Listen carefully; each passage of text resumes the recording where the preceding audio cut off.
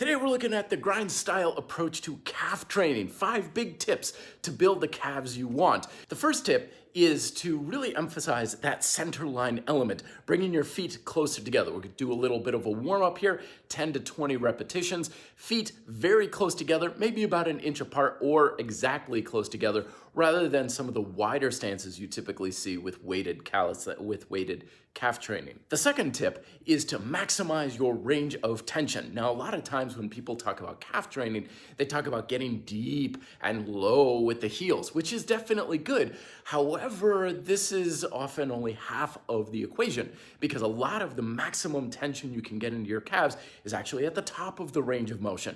So yes, let your heels drop down. Remember to make sure that you have tension in your calves at that bottom position. Next, toe your foot in ever so slightly, not much, like 2 or 3 degrees. The reason for this is because your ball of your foot is what you want to roll on when you're doing calf raises. But when your feet face forward, the ball of the foot isn't perpendicular to your forward facing. There's a slight downward angle from your big toe to your pinky toe. And you want to maximize the pressure across your entire ball of your foot, not just that area near your big toe. So toeing your feet in ever so slightly helps you allow that maximum rolling and even pressure across the ball of your foot, which gives you even tension distribution around your entire calf musculature.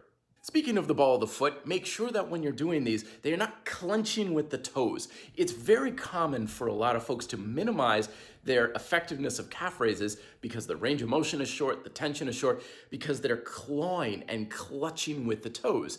So try and keep your toes relaxed and mentally focus on rolling on the ball of your foot rather than trying to stand up onto your tippy toes. Speaking of the ball of the foot, the surface that you're doing your calf raises on is important depending on whether you're barefoot or whether you're wearing shoes. Now in this video, of course, I've been barefoot, and I like to have that barefoot approach when doing things on steps or ledges with a rounded corner because you can roll the ball of the foot on a flat surface when you're barefoot.